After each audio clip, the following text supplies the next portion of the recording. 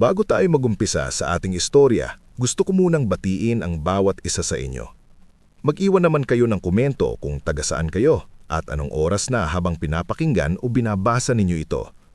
Nakakatuwang isipin na kahit magkakalayo tayo ng lugar, pinagdudugtong tayo ng iisang kwento. Ngayon, samahan ninyo ako sa isang masakit, ngunit makabuluhang paglalakbay ng isang batang ipinamigay, hindi dahil wala siyang halaga, kundi dahil mali ang mga taong dapat sanay unang nagmahal sa kanya. 7 taong gulang pa lamang si Salve Maristela nang una niyang maramdaman na hindi pareho ang timbang ng pagmamahal sa loob ng sarili nilang bahay. Sa isang maliit at mainit na barya sa Nueva Ecija, magkatabi ang mga kubong pawid, maputik ang mga dahan kapag umuulan at halos magkakakilala ang lahat. Sa lugar na iyon, kilala ang pamilyang Maristela bilang mahirap ngunit maabilidad. Ang ama ni Salve na si Rodolfo ay dating masipag sa bukid, ngunit kalaunan ay nasangkot sa mga maling pautang at palpak na puhunan sa palayan. Ang ina naman niyang si Nemia ay palaging may bitbit na sama ng loob sa buhay. Para bang kasalanan ng buong mundo kung bakit hindi sila makaahon sa hirap. Ngunit sa gitna ng lahat ng iyon, may isa silang itinuturing na pag-asa, ang bunso nilang si Dalia. Magandang noo ng batang yan. Madalas sabihin ni Nemia habang sinusuklay ang buhok ni Dalia. Matatalino ang mga batang ganyan. Siya ang aangat sa atin. At habang sinasabi niya iyon, si Salve ay nasa likod lamang, tangan ang timbang tubig na halos hindi na niya kayang buhatin. "Salve!" sigaw ng kanyang ina mula sa may pinto. "Ang bagal mo. Kailangan ko ng tubig para makapaglaba. Ano bang silbi mo rito kung puro kakabagalan?" "Opo, ma." Mahinang sagot ng bata. Hindi sumasagot si Salve ng pabalang. Kahit sa murang edad niya, natutunan na niyang lunukin ang sakit. Alam niyang kapag sumagot siya, palo o kurot ang aabutin niya. Kapag si Dalia ang nagkamali, ang dahilan ng mga magulang niya ay bata pa kasi. Pero kapag siya, kasalanan agad ang tawag. Isang umaga, habang naglalaro sa tapat ng bahay ang ilang bata, nakatingin lang si Salve mula sa may bintana habang pinapahayapan ng kumukulong lugaw. Si Dalia na 3 taong mas matanda ng mas bata ay nakaupo sa banig at pinapakain pa ng itlog na maalat at mainit na kanin. "Ma, pwede po bang ako rin?" Maingat na tanong si Salve habang tumitingin sa itlog. Napatingin si Nemia sa kanya na parabang napakalaki ang kasalanang niyang humiling. "Hindi pwede, kay Dalia to. May pasok siya bukas sa preparatory class, kailangan niyang lumakas." Ako po, ma."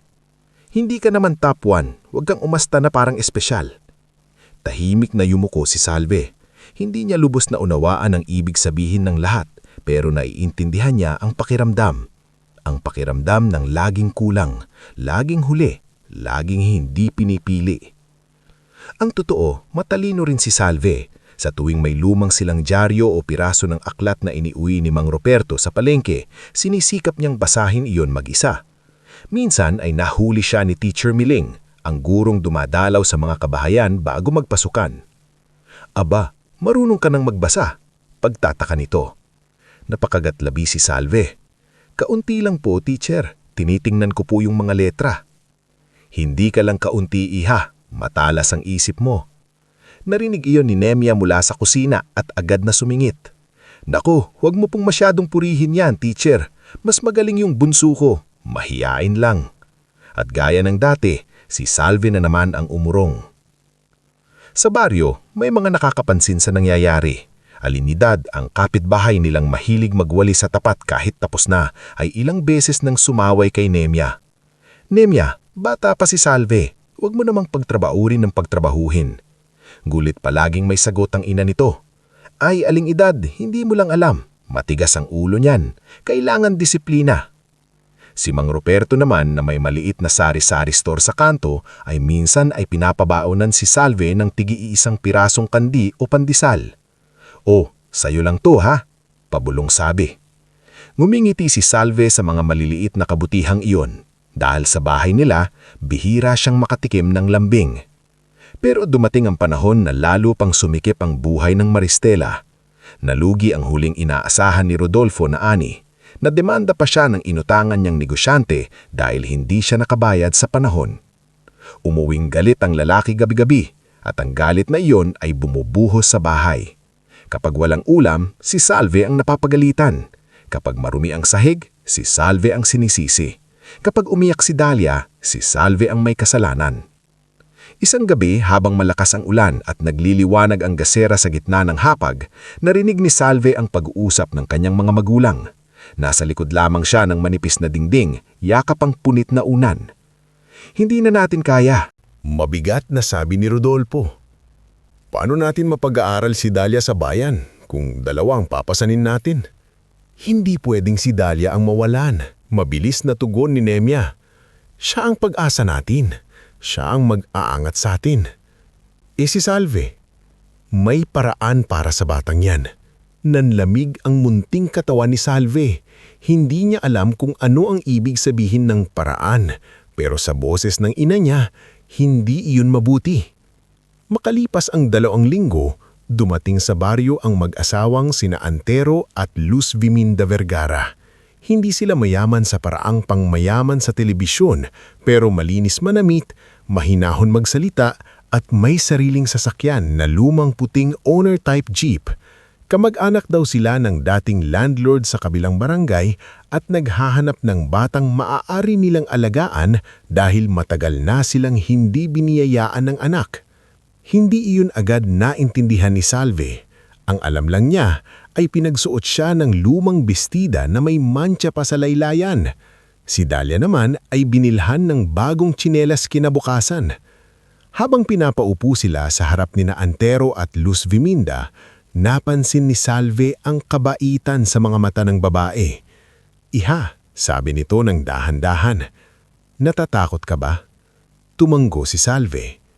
"Bakit po ako kinakausap niyo ng ganyan?" Saglit na natahimik si Luz Viminda bago umupo sa harap niya. "Dahil gusto naming alagaan, kung papayag ka." Si mama po, si papa?" Hindi agad nakasagot ang babae at ang katahimikang iyon ang unang sumagot sa lahat ng tanong ni Salve. Kinagabihan, sinubukan niyang lumapit kay Nemya. "Ma," naninginig ang boses niya, "aalis po ba ako?" Abalang nagtitiklop ng damit ang kanyang ina, hindi ito tumingin sa kanya. "Mas mabuti yun para sa lahat." "May ginawa po ba akong masama?" Doon lang siya nilingon ni Nemya, ngumit wala siyang nakitang lambing sa mga mata nito. "Wala kang magagawa kung yun ang kailangan. Tumigil ka nga sa kakaiyak, nakakahiya ka." Parang may kung anong bumagsak sa dibdib ni Salve ang gabing iyon. Hindi niya maipaliwanag pero pakiramdam niya ay may pinto ng dahan-dahang nagsasara sa pagitan niya at ng mga taong dapat sana ay yumayakap sa kanya. Dumating ang araw ng pagpirma sa barangay hall. Naroon si Barangay Secretary Merlita, si social worker na si Eunice Dalmasio at maging si Father Benjo na inimbitahan ni Luz Viminda upang basbasan daw ang bagong simula ng bata. Sa mata ng ibang tao, mabuting balita iyon. Mapupunta sa maayos na pamilya ang bata, sabi ng ilan. Swerte nga niya, bulong pa ng iba. Pero para kay Salve, hindi iyon swerte. Isa iyong pagkalas. Habang hawak ni Rodolfo ang ballpen at pipirma sa dokumento, tumingala si Salve sa kanya. "Papa?" Nanginginig ang tawag niya. Hindi siya nilingon ng ama, tuloy-tuloy lang sa pagpirma. Samantala, si Dahlia naman ay naglalaro lamang sa isang sulok ng barangay hall na abala sa bagong manika nito. Walang bahid ng lungkot ang mukha nito. Maaaring dahil kahit bata pa, nasanay na rin itong ang mundo ay umiikot pabor sa kanya. Nang oras nang sumakay si Salve sa owner-type jeep ng mga Vergara, hindi na niya napigilang tumakbo pabalik kay Nemya. "Ma, sasama po ba kayo sa akin kahit saglit lang?" Ngulit umatras ang ina niya at inayos lang ang dulo ng saya. "Tumigil ka nga, matanda ka na para sa ganyang iyak." Doon tuluyang bumigay ang puso ng bata. Hindi siya sumigaw, hindi siya nagwala. Umiyak lang siyang tahimik habang inilalayo siya ng sasakyan sa bahay na minsang tinawag niyang tahanan. Sa biyahe, walang imik si Salve.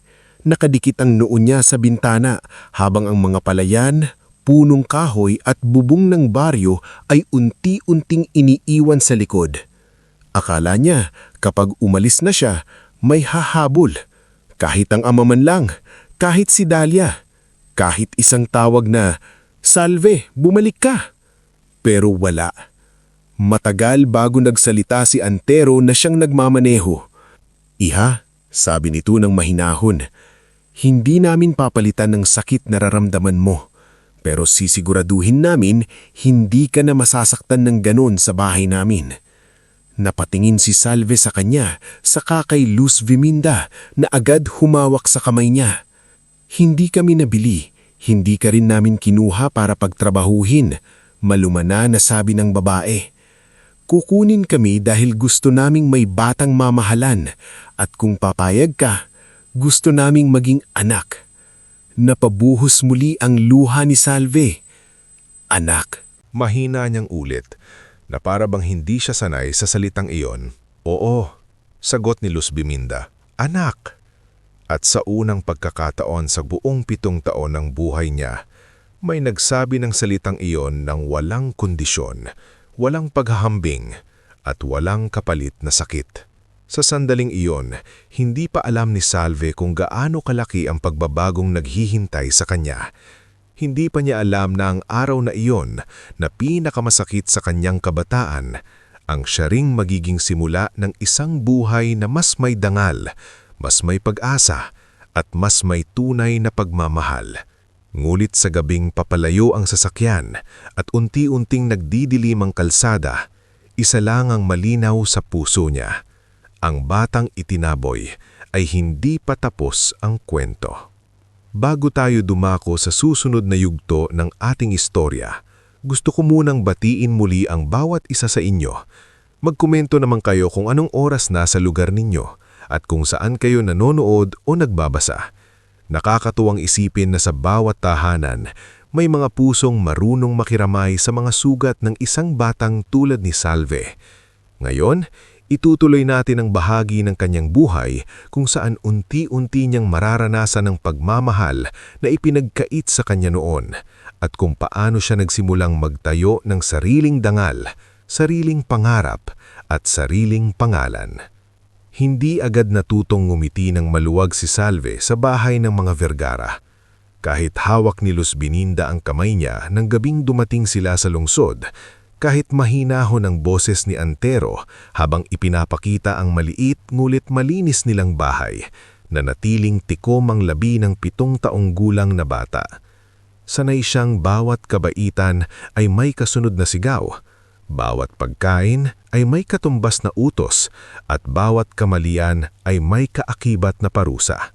"Ito ang kwarto mo," sabi ni Luz Biminda nang buksan ang pinto ng isang maliit na silid na may malinis na kama, kurtinang kulay dilaw at lumang kabinet na pinunasan ng mabuti.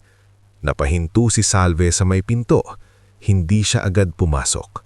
"Akin po ito," halos babulong niyang tanong. Ngumiti si Luz Biminda. "Oo, sa'yo ito. Mag-isa lang po ako rito." "Oo anak, para may sarili kang pahingahan." Hindi nakaimik si Salve. Sa dati nilang bahay, magkatabi silang natutulog ni Dahlia sa isang banig, ngulit madalas ay siyang napapadulo, malapit sa tumutulong ulan kapag butas ang bubong. Ngayon, may malinis siyang kumot, may unan, may lugar na hindi niya kailangang ipaglaban.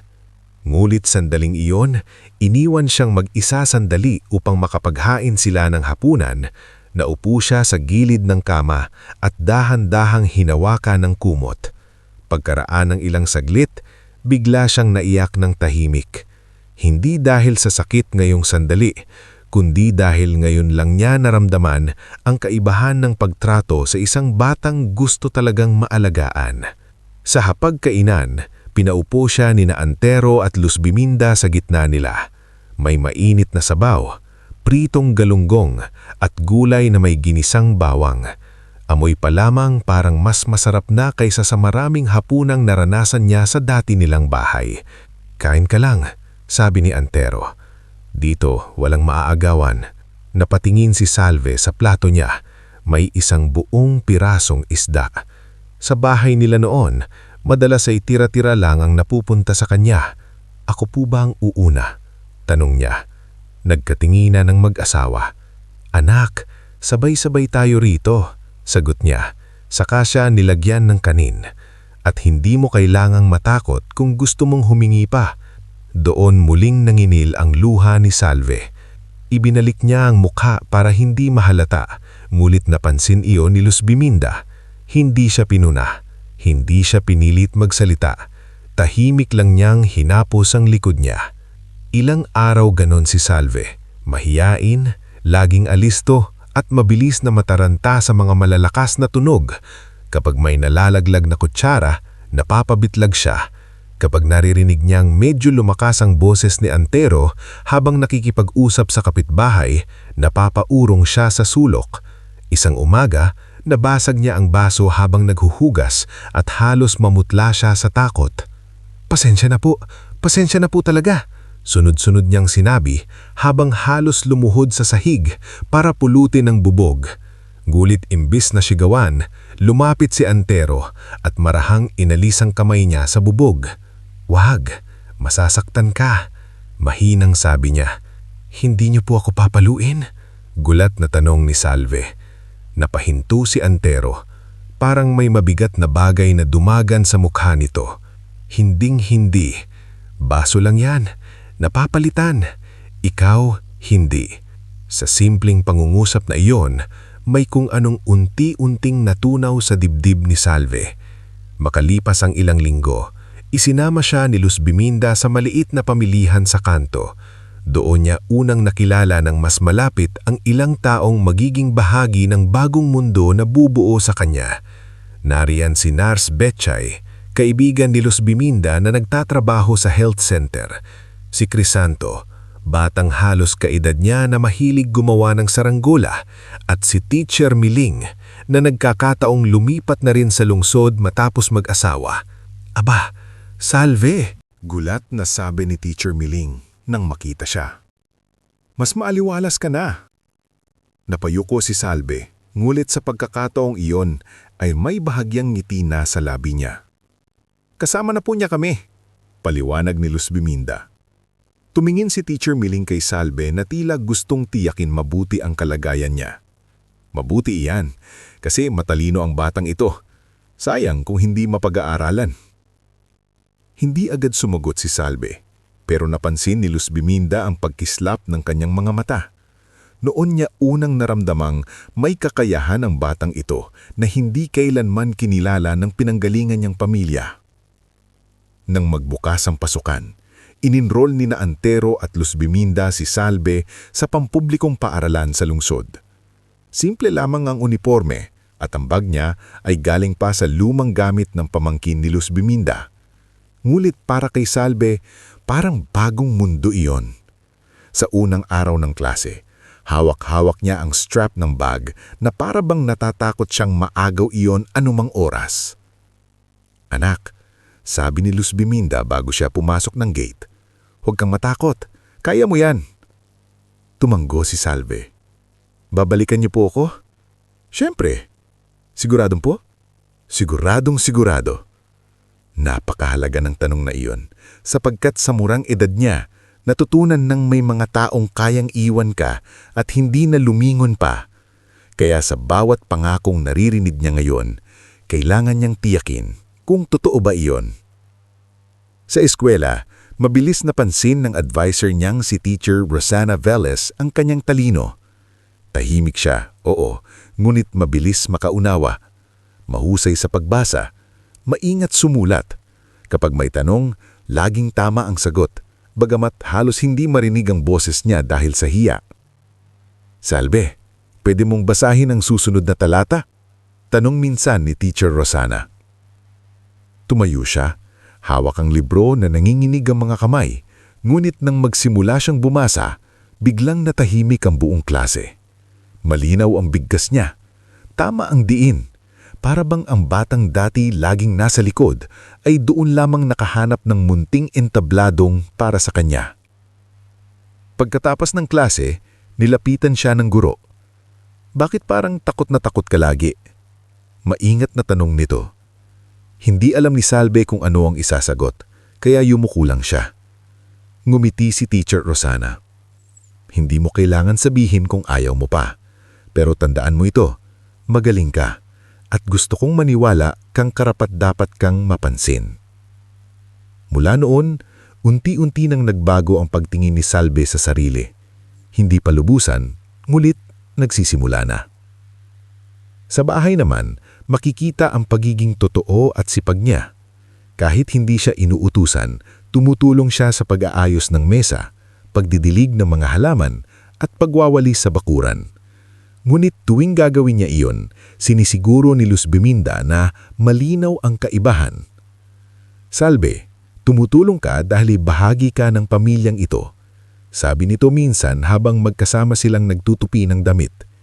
Hindi dahil kailangan mong bayaran ang pananatili mo rito. Napatingin si Salve sa kanya. Hindi po ba ako pabigat?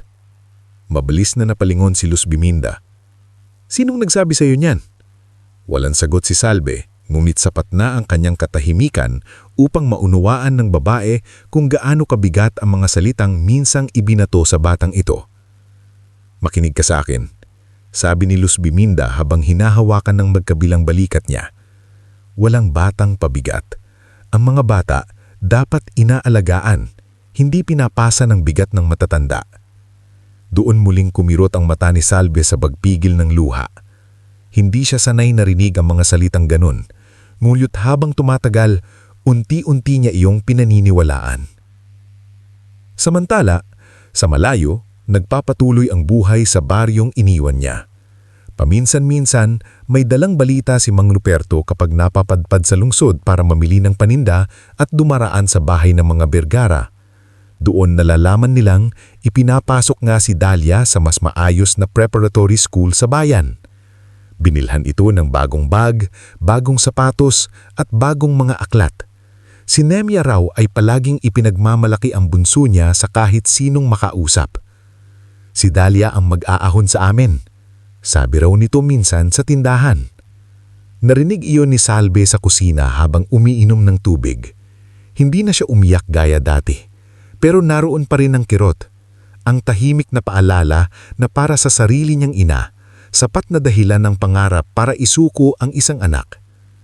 Napansin iyon ni Antero isang gabi habang inaayos niya ang ilang sirang gamit sa kanyang munting machine shop sa garahe. Iniisip mo sila? Tanong niya nang hindi tumitingin. Opo, sagot ni Salve. Gusto mo bang bumalik? Matagal bago sumagot si bata. Gusto ko lang pong malaman kung may kapagkakataon bang namiss nila ako. Napatigil si Antero sa paghigpit ng tornilyo.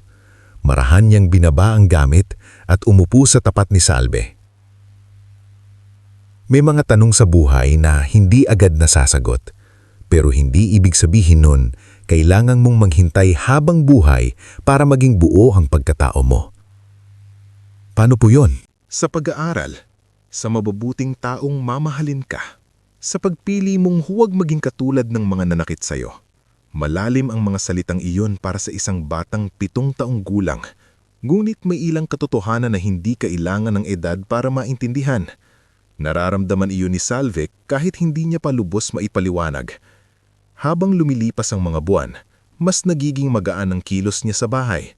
Nakikipaglaro na siya kay Crisanto sa hapon. Natutong tumawa kapag gumagawa ito ng saranggolang laging pasubsob ang lipad. Minsan ay pinapasyal siya ni Antero at Luz Biminda sa plaza tuwing linggo pagkatapos magsimba. Bumibili sila ng sorbetes at umuupo sa ilalim ng malaking acacia tree. Isang hapon, habang pinagmamasdan niya ang ibang batang hinahabol ng kanilang mga magulang sa damuhan, bigla siyang nagsalita. Ma, napatingin si Luz Biminda. Hindi agad ito nakasagot. Parang natigilan din si Salve sa sarili niyang nasabi, ngunit hindi iyon binawi ng babae. Sa halip, marahan siyang ngumiti. Oh, anak, pwede ko po ba kayong tawaging ma? Bumigat ang hangin sa pagitan nila. Nahawak si Luz Biminda sa kamay ni Salve at halos mangilid ang luha nito. Kung iyan ang gusto mo, mahina nitong sabi. Napangiti ng maliit si Salve. Pagkatapos, tumingin siya kay Antero. At ikaw po, Papa? Tumikhim si Antero at napakamot sa batok, tila nagpipigil din ng emosyon. Kung handa ka na, Sa unang pagkakataon mula nang iwan siya ng sariling dugo, may tawag na lumabas sa bibig ni Salve na hindi na sinundan ng takot. Ma, Papa, mga salitang noon ay puno ng sakit, ngayon nagkakaroon ng bagong anyo. Ngunit sa gitna ng unti-unting paghilom na iyon, darating din ang unang pagsubok na magpapatunay kung hanggang saan ang tatag ng bago niyang pamilya. Isang hapon, pauwi si Antero mula sa machine shop nang bigla itong dumaing at mapaupo sa bangketa. Mabuti na lamang at nakita siya ng kapitbahay nilang si Mang Siano na agad humingi ng tulong. Dinala siya sa health center kung saan naroon si Nurse Betchay. Doon nalaman na mataas ang presyon ito at kinakailangang bantayan ng puso. Pagdating ni Salve sa health center kasama si Luz Viminda, namutla siya nang makitang nakahiga si Antero. Papa, nanginginig niyang tawag. Ngumiti ng bahagya ang lalaki kahit namumutla. Nandito lang ako. Pero nakita ni Salve ang takot sa likod ng ngiting iyon at sa unang pagkakataon mula nang dumating siya sa bahay na ito, natakot siyang may mawala na naman sa kanya. Hinawakan niya ang kamay ni Antero ng mahigpit. Huwag niyo po akong iiwan. Tumanggo ang lalaki. Hindi ako basta-basta aalis. Sa gabing iyon, habang magkatag silang nakaupo si Luz Viminda sa labas ng health center, tumingala si Salve sa madilim na langit.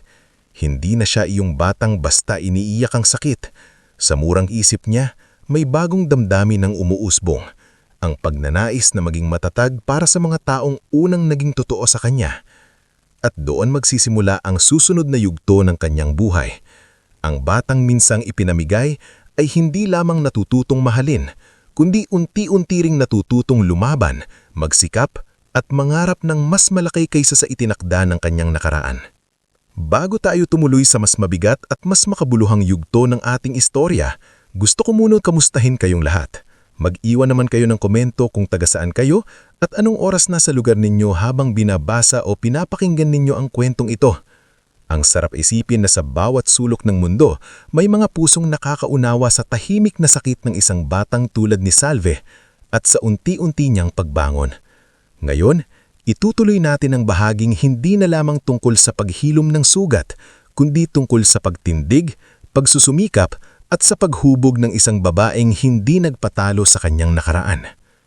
Noong gabing nakita ni Salve si Antero na nakahiga sa health center at namumutla dahil sa alta presyon, may kung anong nagbago sa loob niya.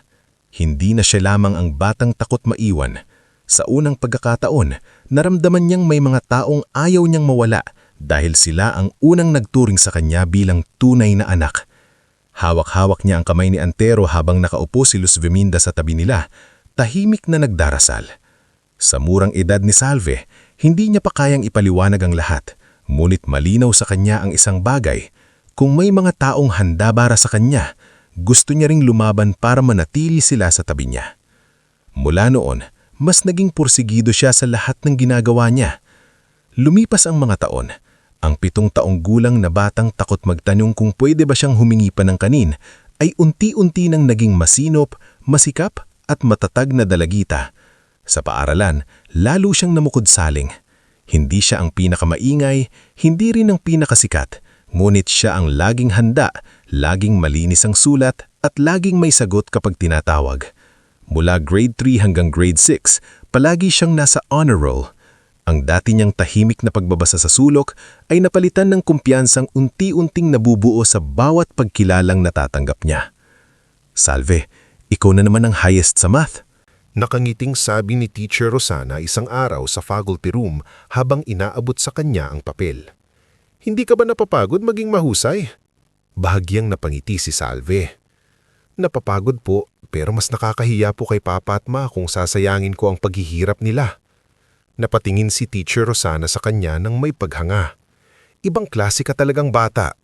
Sa bahay, hindi nagbago ang pagiging simple ng buhay ni na Antero at Luz Viminda.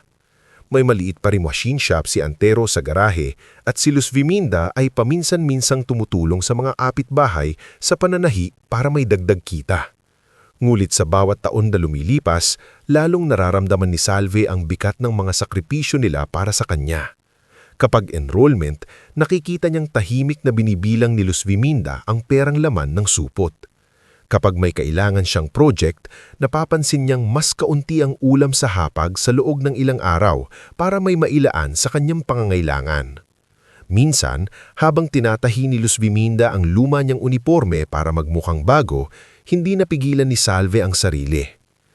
"Ma," mahina niyang sabi, "kapag lumaki po ako, gusto kong yumaman." Napatingin si Luz Viminda. "Bakit anak? Para hindi na po kayo mahirapan." Tumigil sa pagtahi ang babae. Tinitigan niya ang anak ampon na nooy papunta na sa pagiging ganap na dalagita. Sa mga mata ni Salve, wala ang hambog na pagnanasa sa pera. Ang naroon ay isang tahimik ngunit mabigat na pangako. "Kung yayaman ka man," sabi ni Luz Viminda, "sana hindi para ipakita sa iba na mas magaling ka. Sana para may matulungan ka ring iba." Tumanggo si Salve. "Opo, pero gusto ko rin pong hindi na tayo basta-basta matatakot kapag may nagkasakit o may bayarin." Sa simpleng sagot na iyon, nakita ni Luz Viminda na ang sugat sa puso ng bata ay hindi pa lubusang naghihilom. Sa kaibuturan kasi ng pangarap ni Salve, nakabaon pa rin ng memorya ng araw na ipinamigay siya dahil hindi siya ang pag-asa ng pamilya. Kaya sa murang isip niya, gusto niyang maging sapat. Gusto niyang maging higit pa sa sapat. Pagsapit niya ng high school, mas lalong umigting ang galing ni Salve. Naging scholar siya sa isang pribadong paaralan sa lungsod matapos siyang irekomenda ni Madam Celina Ponce, ang principal na nakapansin sa kanya sa Division Quiz B. Dito niya unang naranasan na mapalibutan ng mga kaklase na may kaya sa buhay. May ilan na mababait, ngunit mayroon ding mapmata tulad ni Kiko Alvaran, anak ng isang hardware owner. "Noon ka lang ba talaga nakakita ng scientific calculator?" Minsang tanong ni Kiko sa kanya. May bahid ng pang-asar. Tahimik na tinignan iyon ni Salve. "Hindi, noon ko lang nagkaroon." Napangisi ang ilang kaklase ngulit si Kiko ay natahimik. May kakaibang dignidad ang paraan ng pagsagot ni Salve. Hindi palaban pero hindi rin nagpapayurak. Kalaunan, nang nagkaroon sila ng group project sa economics, napilitan si Kiko na mas makasama si Salve. Doon niya nakita na higit sa sipag ang mayroon ito. Mahusay itong mag-ayos ng datos, magpaliwanag ng ideas, at gumawa ng praktikal na solusyon sa mga problemang binibigay sa klase. "Grabe," sabi ni Kiko isang hapon habang gumagawa sila ng report sa library. "Akala ko tahimik ka lang, ang talino mo pala talaga." "Mas madali pong manahimik kaysa makipag-away," simpleng sagot ni Salve. Mulit sa loob-loob niya, alam niyang ang katahimikan niya ay hindi dahil sa kahinaan. Ito ay bunga ng habang panahon ng pagpipigil sa sakit. Samantala, sa baryong iniwan niya, patuloy ring umaandar ang buhay, ngulit sa ibang direksyon. Tuwing dumadadaw si Mang Ruperto sa lungsod para mamili ng mga piyesa para sa tricycle, may dalang balita ito tungkol sa pamilya Maristela. Ayon sa kanya, si Dalia ay patuloy na ipinagmamayabang ni Nemya sa lahat. Pinag-aaral raw ito sa mas magastos na paaralan sa bayan. Binilhan pa ng bagong cellphone kahit kapos ang pamilya. "Akala mo kung sinong mayaman," bulbul ni Mang Ruperto minsan habang umiinom ng kape sa bahay ng mga Vergara. Tahimik lamang si Salve habang nakikinig. Hindi na tulad ng una ang reaksyon niya. Wala nang mapait na tanong na bakit hindi siya ang pinili. Sa halip, may unti-unti ng paglayo sa damdamin niya. Hindi dahil tuluyan niyang nakalimutan, kundi dahil abala na siyang buuin ang sarili. Pero may mga gabi pa rin na bumabalik ang alaala. Minsan, habang nag-aaral siya para sa entrance exam ng kolehiyo, napatigil siya sa pagsagot at napatingin sa labas ng bintana. Naroon si Antero, inaayos ang isang lumang motorsiklo sa ilawan ng fluorescent lamp. Pawis na pawis ito kahit gabi na. Lumabas si Salve at lumapit sa garahe. "Papa, ako na po rito. Magpahinga na kayo." Napangiti si Antero ngulit umiling. "Kaya ko pa." Lagi niyo pong sinasabi yan, pero alam kong napapagod din kayo. Huminto si Antero sa pagpunas ng kamay sa basahan. "Anak, ang pagod nawawala. Ang panghihinayang mas mahirap dalhin. Napayuko si Salve. Ayokong maubos kayo kakatrabaho para sa akin. Lumapit si Antero at pinatong ang magaspang na kamay sa balikat niya. Hindi ka pabigat sa amin. Hindi ka utang na kailangang bayaran. Pinili ka namin. Tandaan mo yan. Natigilan si Salve. Ang mga salitang iyon ay tila marahang pumapatong sa mga sugat na hindi pa rin tuluyang naghihilom. At ikaw, dugtong ni Antero, mag-aral ka ng mabuti. Hindi dahil gusto naming may isusukli ka, kundi dahil kaya mong bumuo ng buhay na hindi na muling aapak-apakan ng kahit sino. Sa gabing iyon, mas luminawas sa isip ni Salve ang gusto niyang tahakin. Hindi na lang basta yumaman. Gusto niyang magkaroon ng kapangyarihang mamili. Gusto niyang hindi na siya muling ilagay ng buhay sa posisyon na parang wala siyang halaga. Dumating ang pagtatapos ng high school at gaya ng inaasahan, si Salve ang valedictorian. Nang tawagin ng pangalan niya sa entablado, malakas ang palakpak ng mga guro at kaklase. Sa audience, makapansin-pansin ang masayang luha ni Luz Viminda at ang tikom-labing ngiti ni Antero. Sa speech niya, hindi binanggit ni Salve ang pait ng nakaraan. Ang sinabi niya lamang ay ito, may mga batang ipinanganak na may kumpletong suporta. Mayroon ding kailamang humanap muna ng mga taong maniniwala sa kanila. Maswerte po ako dahil kahit hindi madali ang simula ko, may mga taong dumating para ipakitang pwede pa palang magkaroon ng tahanan ang isang pusong minsang iniwan. Pagkatapos ng programa, yayakap siya ni Luz Viminda ng mahigpit. Anak, proud na proud kami sa iyo. Ngulit sa gitna ng saya, may nakaambang bagong pagsubok. Ilang linggo bago ang kolehiyo, muling inatake si Antero dahil sa matinding pagod sa machine shop. Hindi ito kasing lala ng una, ngulit sapat para sabihan sila ng doktor na kailangan na nitong maghinay-hinay. Habang nakaupo sila sa hallway ng ospital, tahimik na nagkwekwenta si Luz Viminda ng gastusin sa gamot at check-up. Nakita iyon ni Salve. Ma, sabi niya, pwede po akong mag-working student sa college. Agad umiling si Luz Viminda. Ayoko, baka mapabayaan mo ang pag-aaral mo. Kaya ko po, kailangan kong kayanin. Salve, ma, putol niya. Naningilid ang luha ngulit buo ang boses.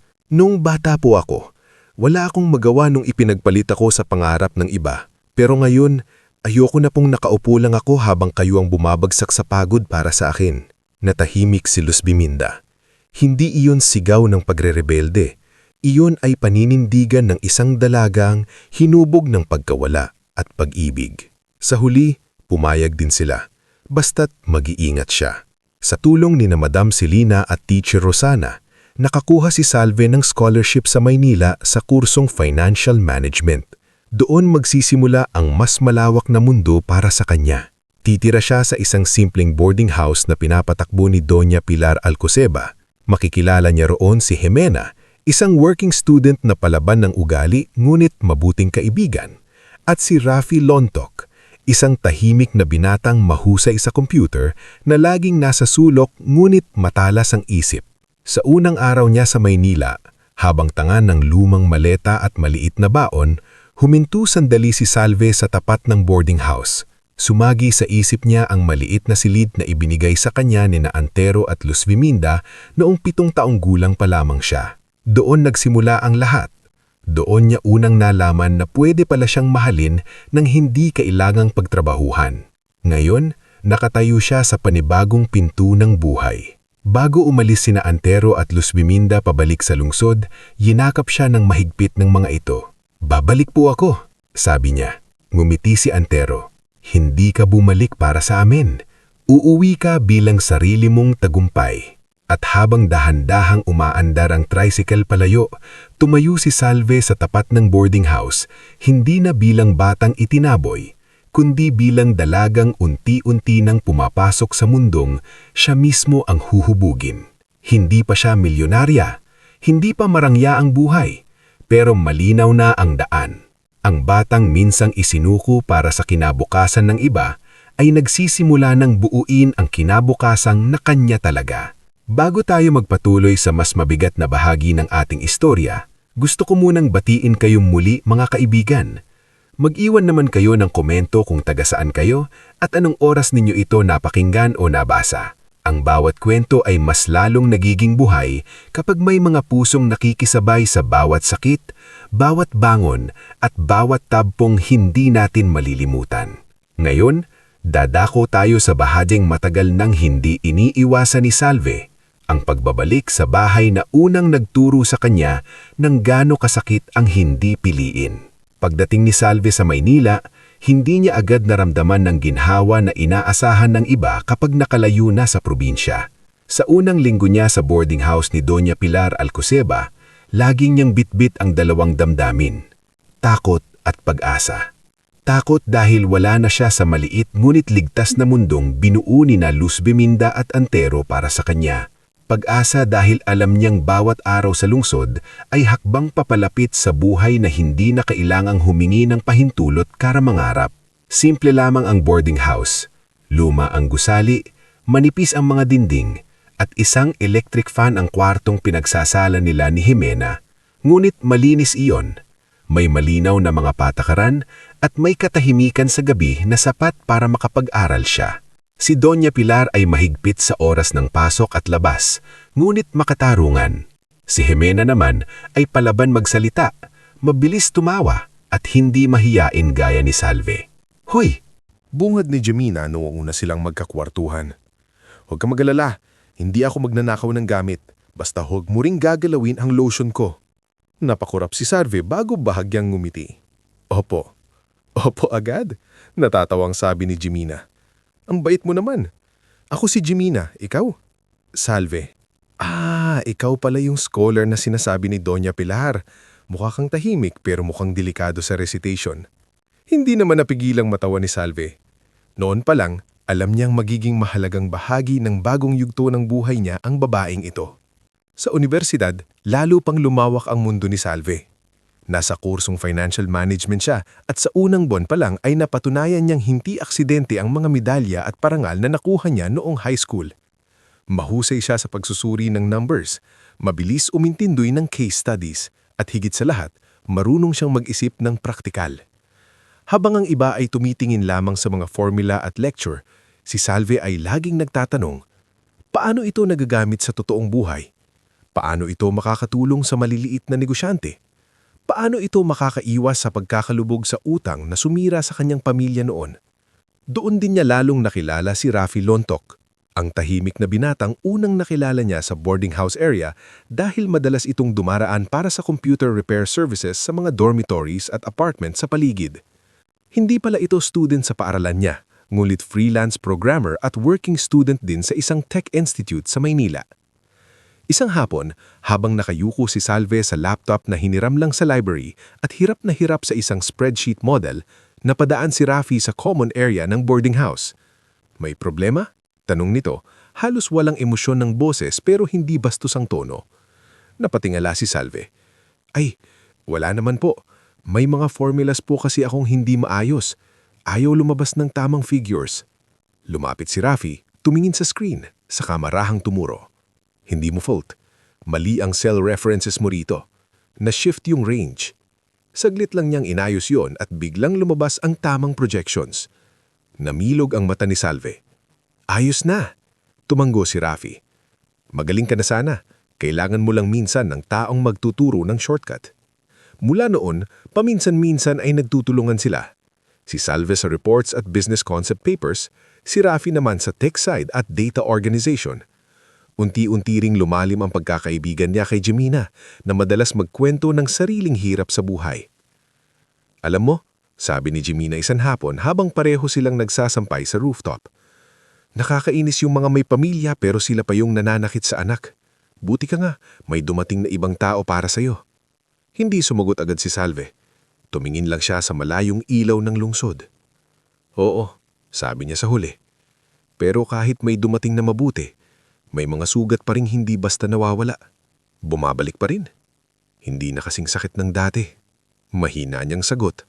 Pero may mga gabing pakiramdam ko ay naririnig ko pa rin yung boses ng nanay ko na parang wala akong kwenta. Tumigil si Jimena sa pagsasampay at marahang humarap sa kanya. Di lakasan mo yung boses mo sa loob mo. Palitan mo. Hindi man magarbo ang payong yon, tumimo iyon kay Salve.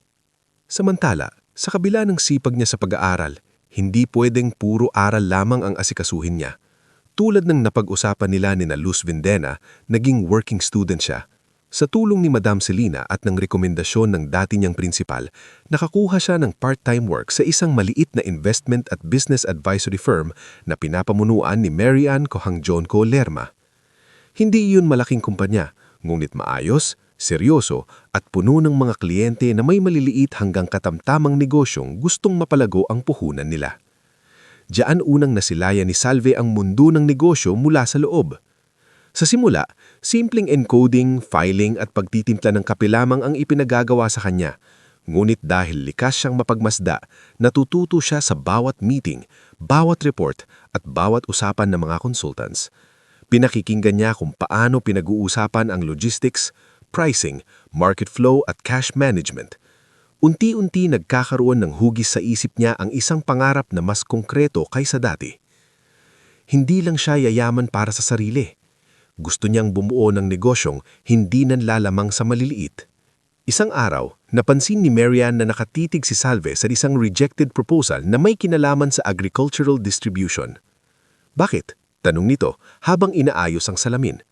Ay, wala naman po. Naisip ko lang po na sayang. Maganda sana yung idea pero mali po yung tingin nila sa probinsya. Nagtaas ng kilay si Marian. Paanong mali? Humugot ng lakas ng loob si Salve. Ang assumption po kasi nila pare-pareho ang problema ng magsasaka. Pero hindi naman po. Minsan hindi puhunan ng kulang. Minsan access sa buyer. Minsan storage. Minsan transport. Kapag hindi po tumpak ang binigay mong tulong, nalulugi pa rin sila. Natahimik si Marian. At paano mo nalaman iyon? Doon po ako galing. Mula sa araw na iyon, nagtuba ang tingin ni Marian sa kanya. Hindi na siya basta student assistant lamang. Pinagbabasa na siya ng mas malalalim na reports, pinapasama sa ilang observation meetings, at paminsan-minsay tinatanong ng opinyon. Si Salve, bagamat nahihiya pa rin, ay mas natutong magsalita kapag may saysay na sasabihin niya. Sa paglipas ng 2 taon, lalo siyang tumibay. Nasanay na siya sa biyahe, sa puyat, sa deadline, at sa pagbabudget ng baon. Ngunit ang isa sa pinakamahalagang nagbago ay ang pagtitiwala niya sa sarili.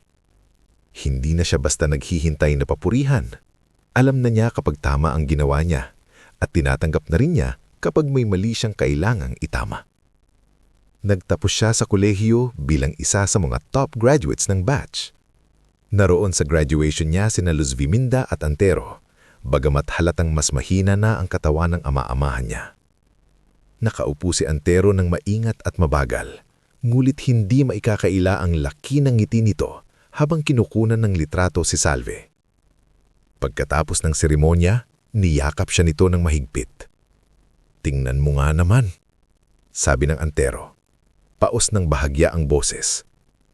Ang batang akala nila'y pabigat, may diploma na. Napaluha si Salve. "Dahil po sa inyo." Umiling si Antero. "Hindi, dahil pinili mong huwag manatiling durog." Matapos ang kolehiyo, inalok ni Salve ni Marian ng mas permanenteng posisyon sa firm. Kasabay nito, ipinakilala rin siya ni Marian kay Attorney Yago Sarmiento, isang legal consultant na tumutulong sa mga startup at maliliit na negosyo. Dito mas lumawak ang network ni Salve. Nakilala niya ang mga kooperatiba, medium-scale traders at ilang negosyanteng sumusubok pumasok sa agri-supply at transport sector. Sa mga usapang iyon, mas lalo niyang nakita ang problemang matagal nang umiikot sa isip niya. Maraming maliliit na producer sa probinsya ang mahusay gumawa o magtanim, pero nalulugi dahil sa middlemen, poor storage at delayed transport. Kapag nabulok ang produkto, lugi lahat. Kapag naipit sa biyahe, bagsak ang presyo. Kapag walang maaasahang distribution partner, wala ring saysay ang sipag. Doon unti-unting isinilang sa isip ni Salve ang ideya ng sarili niyang negosyo. Hindi pa malaki, hindi pa ingrande, ngulit malinaw. Isang gabing umuwi siya sa boarding house, nadatnan niya sina Gemina at Rathi sa common table. May lugaw at pandesal sa harap nila. "Uy, graduate!" biro ni Gemina. "Mukhang may iniisip kang mabigat. Huwag mong sabihing aasawahin mo na trabaho mo." Napangiti si Salve at umupo. "May idea kasi ako." "Delikado na yan," sabi ni Rafi habang umiinom ng kape. "Kapag ganyan ang tono mo, may planong seryoso." Ikinwento ni Salve ang naiisip niyang negosyo, isang maliik na logistics and agri-distribution service na tututok muna sa piling probinsya. Mag-uugnay sa producers at city buyers at sisiguraduhing hindi na aagnas ang produkto sa maling paghawak at delayed transport. Kahalip na puro middleman ang kumita, mas may kontrol ang mismong maliliit na supplier. Tahimik na nakinig sina Gemina at Rafi. Pagkatapos, si Gemina ang unang nagsalita. "Gusto ko yan. May puso pero may utak." Si Rafi naman ay tumingin sa kanya ng diretso. "Kailangan mo ng maayos na system dyan. Inventory, scheduling, dispatch, client records. Kaya kong gawin yon." Napakurap si Salve. "Sasali kayo?" "Tatanungin pa ba yan?" sagot ni Gemina. "Kapag yumaman ka, gusto ko mauuna akong mabigyan ng maayos na upuan sa office." Natawa si Salve. Ngunit kasabay ng tawang iyon ay may munting takot. Hindi biro ang magsimula. Wala siyang malaking kapital. May ipon siya, oo, pero limitado. Si Antero ay tumatanda at kailangan ng gamot. Si Luz Giminda ay hindi rin pwedeng pabayaan.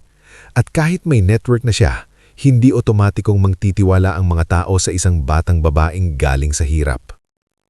Ngulit sa puso niya, naroon ang kakaibang tibay na matagal nang nahubog.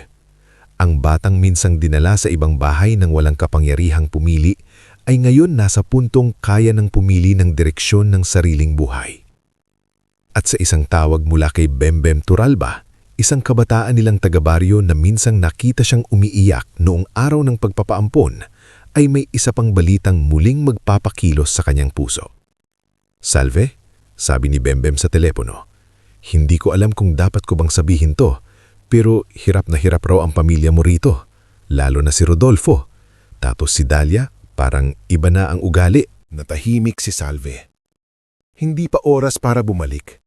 Hindi pa ito ang bahagi ng ganap na pagharap niya sa nakaraan. Ngunit malinaw na ang susunod na yugto ng kanyang buhay ay hindi na lamang tungkol sa pag-angat.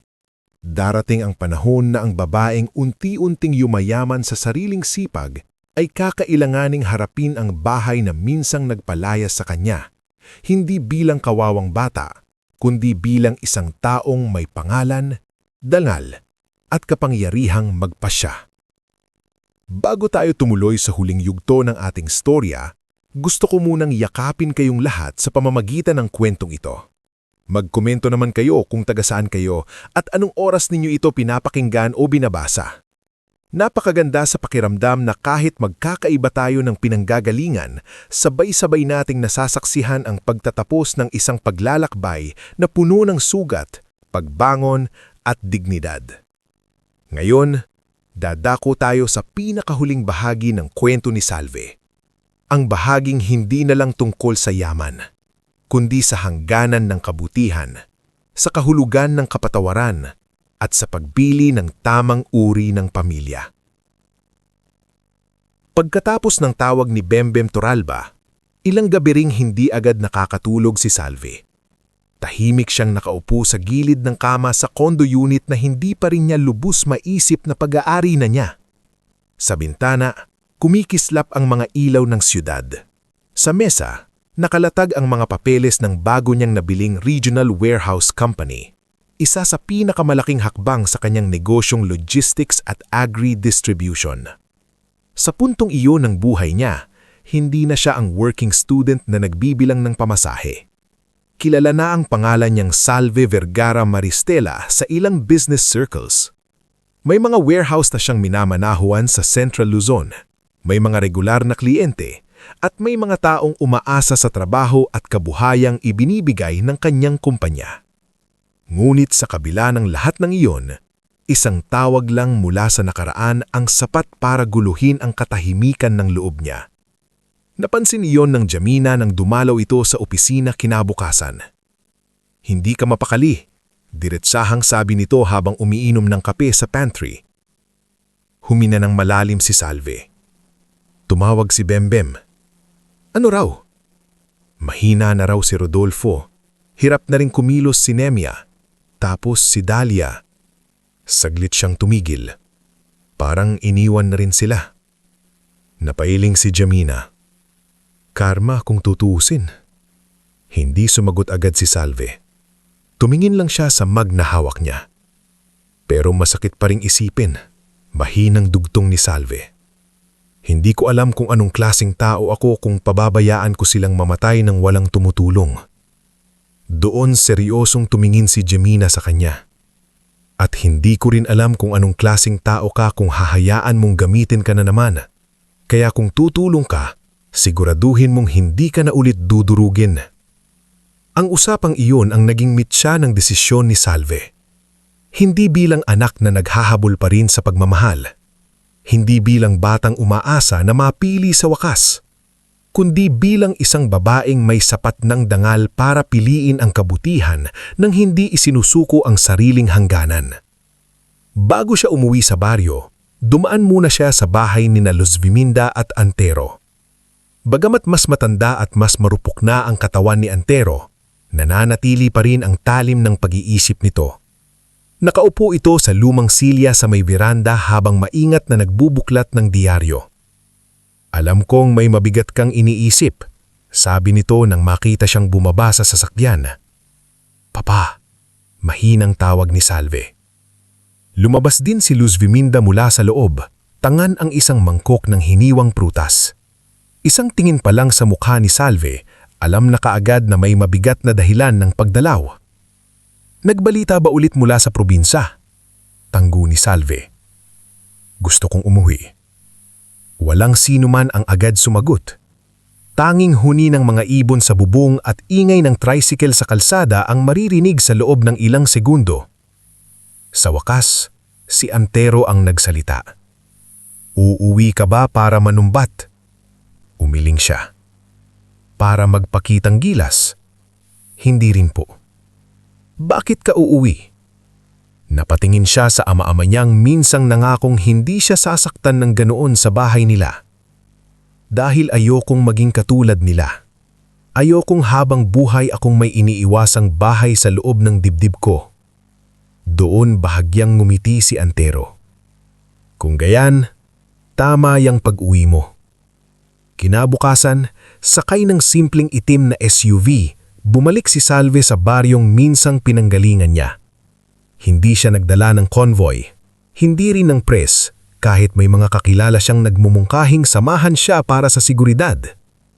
Taning si Rafi lang ang kasama niya sa biyahe. Dahil kailangan niyang may taong mapagkakatiwalaan sa unang pagharap niya sa pamilya. Pagpasok pa lang sa baryo, tila bumalik sa kanya ang amoy ng putik, tuyong damo at usok mula sa mga kalan. Ngulit hindi na iyon ang baryong naiiwan niya noon. Marami ng lumang bahay na halos bumigay na ang bubong. May ilang bagong tindahan, ngulit nandoon pa rin ang mga taong kilala sa tsismis at mabilis na balita. Hindi na itago ni Aling Edad ang gulat nang makita siyang bumaba sa sasakyan. Diyos ko, si Salve ba yan? Halos mapasigaw ito. Ikaw na ba talaga yan? Ngumiti si Salve ng mahinahon. Opo, Aling Edad. Ang ganda-ganda mo na at ang linis mong tingnan. Naku, kung alam mo lang ang lagay doon sa bahay ninyo. Hindi na niya pinahaba pa ang usapan. Taimik siyang nagpasalamat at tinungo ang lumang kubo na ngayoy mas kupas, mas tabingi at halatang matagal nang hindi na ayos. Pagpasok niya sa bakuran, para siyang nilamukos ng mga alaala. Ang lumang puso sa gilid kung saan siya pinag-iigib noon. Ang pinto ng kusina kung saan siya minsang sinabihang wala siyang silbi. Ang bintanang dating pinagmasdan niya habang pinapakain si Dalia ng itlog at mainit na kanin. Ngulit higit sa lahat, ang katahimikan ng bahay ang pinakamasakit. Wala ang dating yabang, wala ang sigla, wala ang ingay ng mga pangarap na pinilit isakay sa isang anak lamang. Sa loob, nadatnan niyang nakahiga si Rodolfo sa papag, namamayat at halatang hirap huminga. Si Nemya naman ay nakaupo sa isang mababang bangko, mahina at halos hindi maituwid ang likod dahil sa arthritis. Nang makita siya ng ina, tila hindi agad nitong namunawaan ang nasa harapan. Salve, nanginginig nitong sabi. Hindi sumagot agad si Salve. Tumanggo lang siya. Si Rodolfo, na noon ay hindi siya nilingon ng lagdaan ang papeles ng pag-aampon, ay ngayon nangingilid ang luha habang pilit bumabangon. "Huwag na po kayong bumangon," mahinahong sabi ni Salve. Ngulit nagsalita si Nemya, basag ang boses. Bakit ka nandito?" Sa tanong na iyon, may kung anong lumamig sa loob ni Salve dahil kahit sa dulo ng kahinaan, hindi pa rin agad lumabas sa bibig ng ina niya ang salitang salamat o anak. "May nagsabi kasing may sakit kayo at walang nag-aalaga." Doon ibinaba ni Nemya ang mukha niya at biglang umiyak. Hindi yung iyak na malakas, kundi yung tila matagal nang naiipon at hindi mahanapan ng lakas para pigilan pa.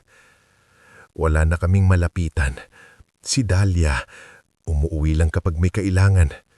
Parang may maliit na kutsilyong marahang humiwa sa dibdib ni Salve sa narinig. Hindi dahil nagulat siya. Sa totoo lang, matagal na niyang nakita sa balita ni Mang Ruperto at Bembem kung saan papunta ang ugali ni Dahlia. Ngulit masakit pa ring marinig na ang batang ipinagpalit sa lahat ay siya pa ring haharap sa ganitong eksena. Ilang oras din hindi siya nagsalita ng marami. Tiningnan muna niya ang gamot sa mesa, ang kalagayan ng bahay, ang mga lumang reseta at ang halos wala ng laman na kusina. Paglabas niya sa bakuran, tinawagan niya agad si Rafi at ilang taong pinagkakatiwalaan. Kinabukasan, dinala si Rodolfo sa pribadong ospital sa lungsod.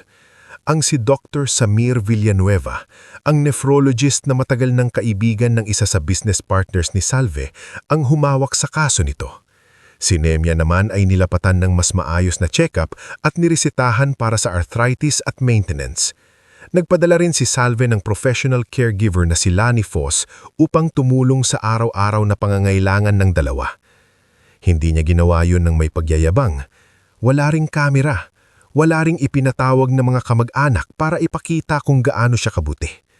Ngulit hindi nagtagal. Dumating din si Dahlia.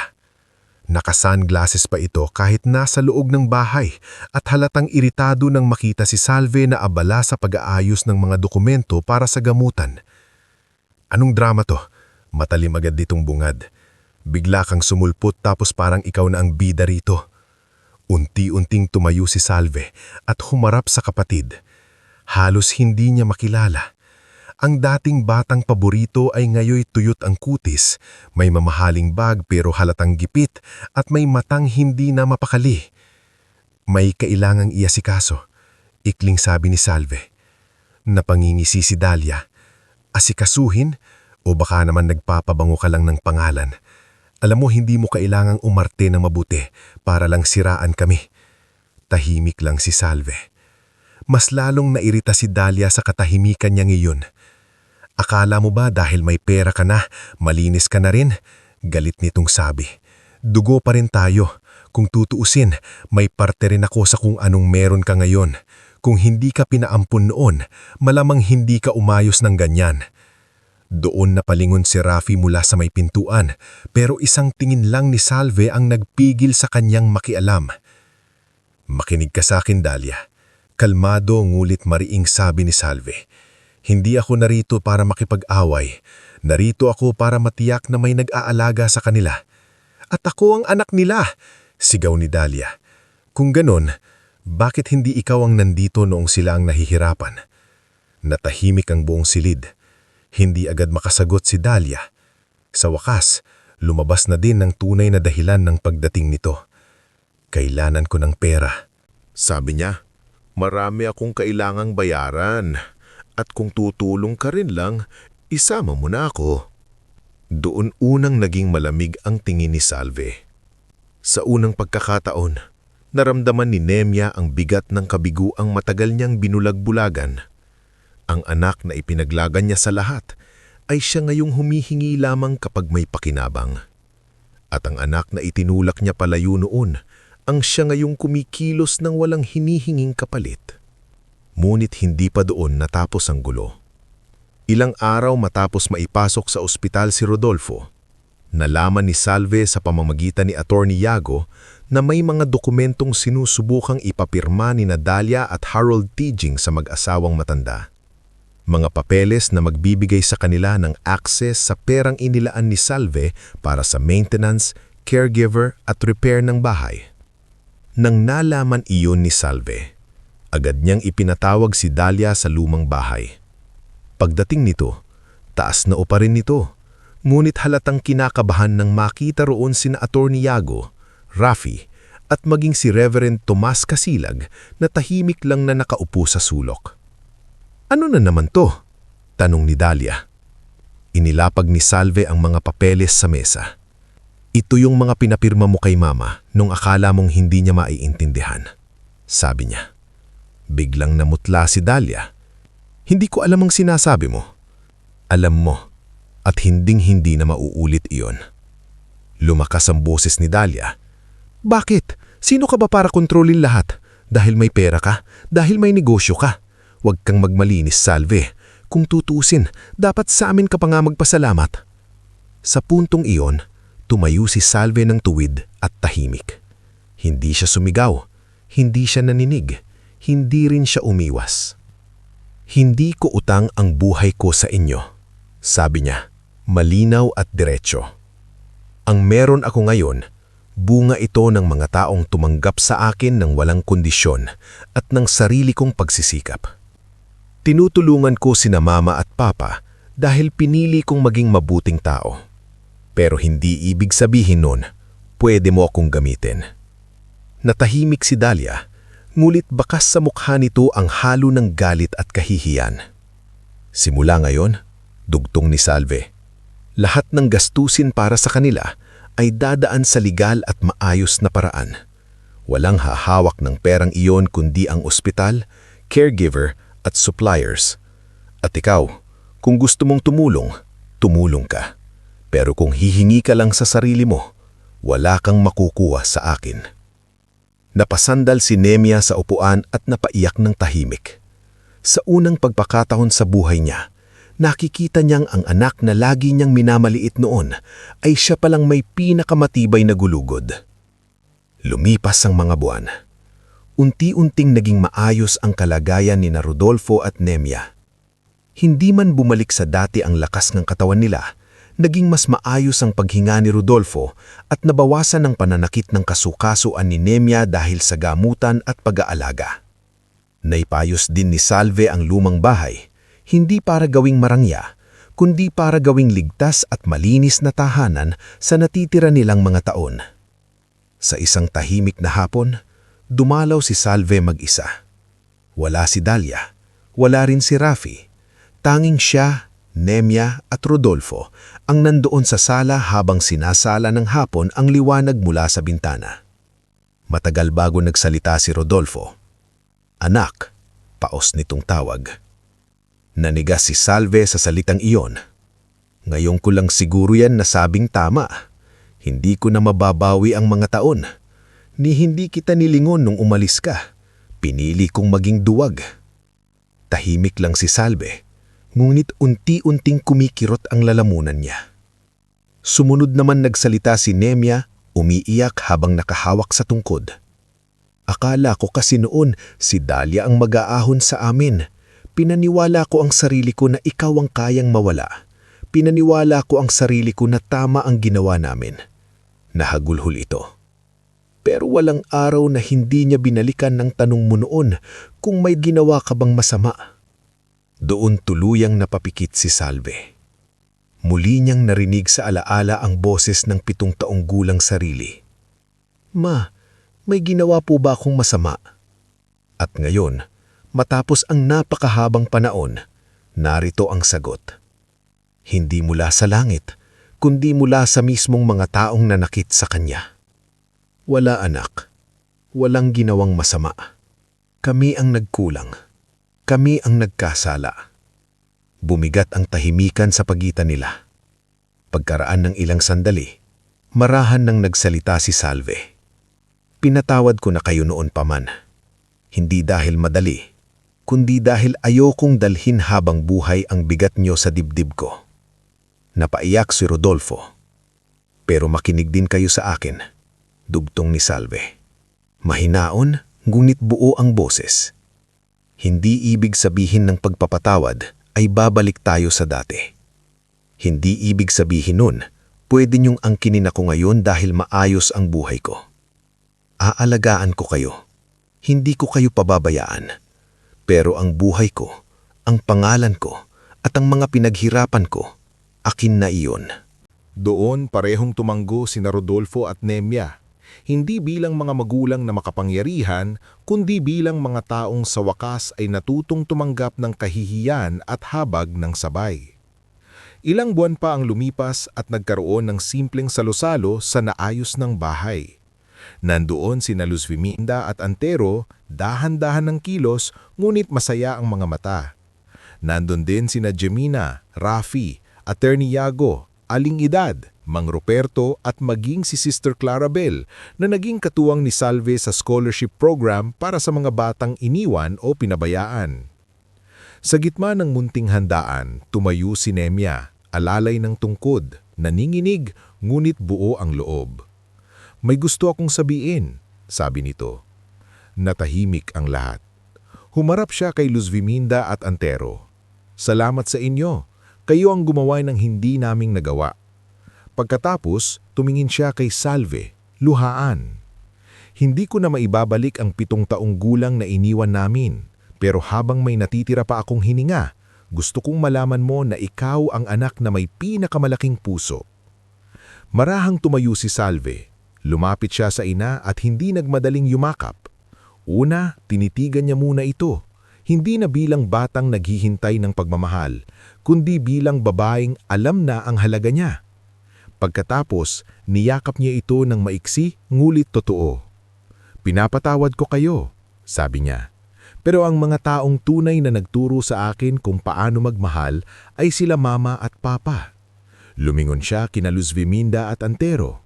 Sila ang unang pumili sa akin. Napahagulhol si Luz Viminda habang si Antero ay mariing pinunasan ng sulok ng mata para itago ang luha. Tungkol naman kay Dalia, hindi ito agad nagbago. May mga panahong nawamala ito. May mga araw na lumalapit para humingi ulit ng tulong at may mga gabing galit pa rin ito sa mundo dahil hindi sumunod sa gusto niya ang buhay. Ngunit nang tuluyan na siyang tanggihan ni Harold at habulin ng mga pinagkakautangan, wala rin siyang ibang mapuntahan kundi ang programang inaalok ni Salve, trabaho sa community center na suportado ng foundation nito, mababang posisyon, maliit na sahod sa simula at malinaw na patakaran. Hindi kita bibigyan ng tera, sabi ni Salve nang huli silang mag-usap ng sarilinan, pero bibigyan kita ng pagkakataong kumita ng marangal. Nasa iyo kung tatanggapin mo. Sa unang pagkakataon, walang naisagot si Dalia. Marahil dahil alam niyang iyon ang unang alok sa buong buhay niya na hindi nakabalot sa pambubola o pagpababor, kundi sa katotohanan. Pagkalipas ng 1 taon, tuluyan ng lumago ang negosyo ni Salve at kasabay nito ang kanyang foundation. Ang scholarship program para sa mga batang inimbag o pinabayaan ay ipinangalan niya kina Luz Viminda at Antero Vergara bilang pagdakila sa mga taong nagpatunay na ang pagiging magulang ay hindi nasusukat sa dugo kundi sa pagpili, pag-aaruga at pananatili.